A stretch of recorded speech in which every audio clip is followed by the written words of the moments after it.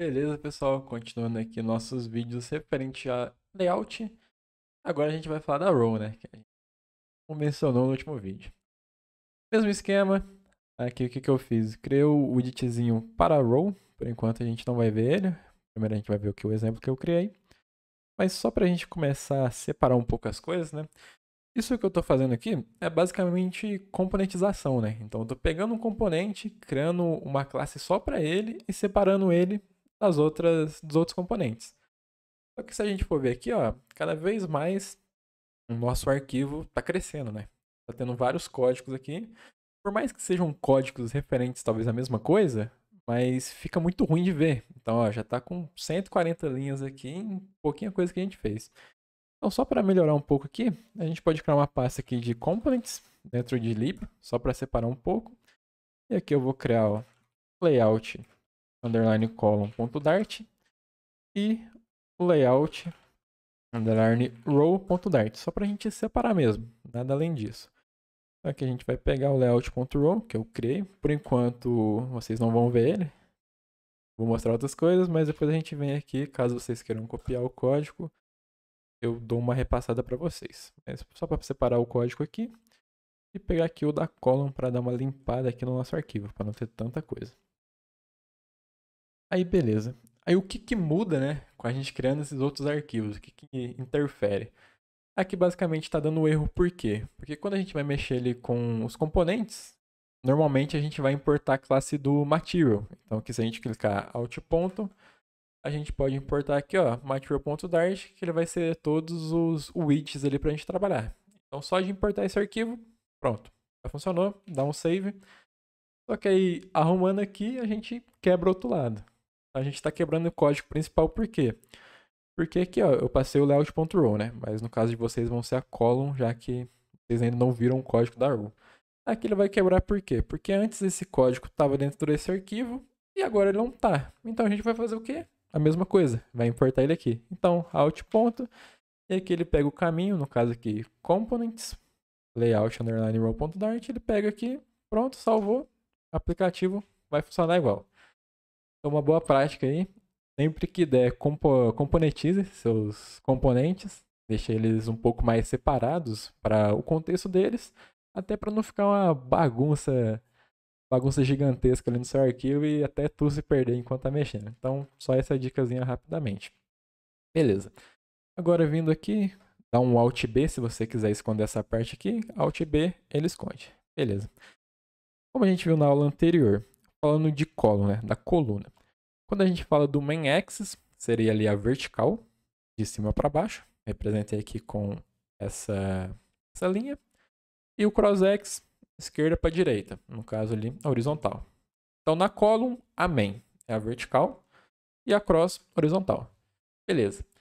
Aí na row, o que muda? É basicamente o inverso.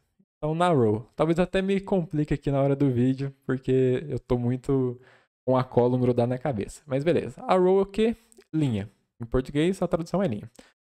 Na row, a main x vai virar o eixo horizontal, no caso da esquerda para a direita, o main x. E no cross seria o eixo vertical, de cima para baixo, representado aqui. Então, basicamente, é o inverso da coluna para row. Então, beleza. Agora vamos pegar aqui o código da row para demonstrar para vocês o que eu fiz. Aqui, mesmo contexto, layout.row, estende ali o status widget. Aqui eu criei o scaffold. Size de box aqui, para algo referente a espaçamento que a gente já vai ver. Aqui, main axis align, botei no end, então o eixo horizontal, né? O eixo da main aqui na horizontal, eu coloquei para ficar no final. E aqui, os mesmos textos estão até aqui com... Esse aqui a gente pode tirar, essas de blocks por enquanto, que a gente não vai utilizar. Pode dar um save. Beleza. O nosso aplicativo está rodando. Tá um pouquinho ruim de ver, né? Porque nossa row tá escondida aqui atrás da barra do próprio celular, né? Do nativo ali. A câmerazinha ali dos iPhones novos, mas beleza. Então aqui, o main axis. Na row, agora o nosso main axis vira o eixo horizontal. Então, como eu coloquei aqui um main axis aligned.end, ele vai ficar no final do meu eixo horizontal. Então ele vai ficar aqui na direita. Então a gente pode ver. Calma aí, deixa eu fechar esse negócio que eu abri de novo sem querer. Calma aí que Aí, foi. Então, vai ficar aqui no final do meu eixo horizontal. Então, aqui é o meu eixo horizontal, que ele agora ele é um novo, ele é um main na row, o meu eixo horizontal da main. Então, eu coloquei que ele vai ficar aqui no final. Se eu alterar para o centro, ele vai ficar no centro do meu eixo horizontal. Ele vai ficar aqui no centro. E se eu botar o start, por algum motivo não está buildando o aplicativo. Aí, voltou a funcionar. Aqui, se eu botar start, ele vai ficar no início do meu eixo horizontal. Se eu botar no centro, ele vai ficar no centro do meu eixo horizontal. Se eu botar no final, né, no end, ele vai ficar no final do meu eixo horizontal. Relembrando novamente que quando a gente vai trabalhar com row, nosso eixo da main, né, o main axis, é horizontal. Relembrando, horizontal quando a gente trabalha com row. Se fosse a column, o main axis seria vertical. Beleza. Agora, outro problema que a gente está tendo aqui, né? Se a gente for ver aqui, eles estão bem escondidos aqui. Lembra que quando a gente foi trabalhar com a column, a gente tinha o problema do eixo horizontal, a gente ter que ter um espaço disponível na nossa column para poder ir colocando esses widgets aqui na horizontal? Porque a nossa column, qual que era o padrão dela? Ela pegava o espaço disponível na vertical, no caso aqui, no eixo vertical, só que na horizontal aqui, a gente tinha que atribuir um espaçamento para entender até onde ela pode ir na nossa horizontal. Se ela pode vir até aqui, ela pode vir até aqui, ou se ela pode pegar toda a largura da tela aqui. Agora na row, a gente cai no mesmo problema, só que é o oposto. A row, ela tem que entender o que ela pode pegar na altura da nossa página. Se a gente abrir aqui o DevTools, deixa eu desligar aqui o desenho. Se eu ligar aqui o DevTools, clicar aqui naquele mesmo carinha dos espaçamentos, a gente vai ver que de altura ela está pegando só aqui, ó. Só o que ela necessita para o texto. Então, se eu ligar aqui o desenho, ela está pegando, ó, só essa linha aqui, só essa altura aqui, para conseguir colocar esse texto na altura necessária. Agora, se a gente fizer o oposto, né? Lembra que ali na column, deixa eu pegar aqui o código da column para vocês. Aqui na column, o que a gente precisou fazer? Setar um valor de largura para nossa column entender o espaço que ela pode ter na vertical, na horizontal. Aqui a gente passa uma largura e a nossa column entende até onde ela pode se esticar na horizontal. E aqui é o oposto. Na nossa row, a gente vai falar o seguinte, a gente vai passar um size de box e falar, ó, tu pode pegar tanto de altura na tela. Então, se eu botar aqui, por exemplo, 250, né, igual a gente mencionou. Essa linha que tá aqui, ó, essa linhazinha aqui, ó, vocês podem ver que tá verdinha. Verdinha não, azulzinha. Se eu tirar aqui, ó, essa linha azulzinha aqui, ela vai crescer. Então vamos salvar aqui. Cresceu, ó. Vou ver até aqui. Se eu diminuir ela para 125, por exemplo. Essa linha que tá aqui, ela vai diminuir. Agora tenho só isso aqui. E se eu fizer aquele mesmo esquema do double.infinity, o que acontece? Eu consigo pegar toda a altura que tem disponível na minha tela. Salvei aqui, peguei toda a altura que tem disponível. E agora a gente consegue usar mais fielmente a questão do cross, porque lembra que agora é o oposto? Então, o cross-x na row, a gente vai definir onde ela vai estar no índice vertical.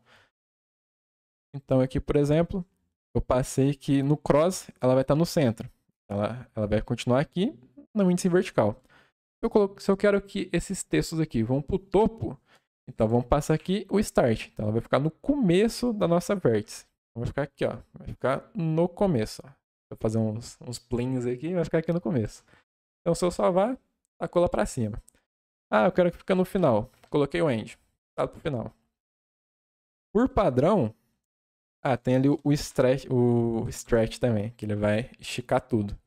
Então aqui ele fala, ó, eu vou pegar essa posição, mas eu vou esticar tudo e tudo que tem aqui embaixo é meu. Acabou. Se eu usasse só o start, ó, pode ver que vai sumir aqui e vai pegar só o que ele precisa. Então essas linhas aqui vão sumir. Pegou só o que precisa.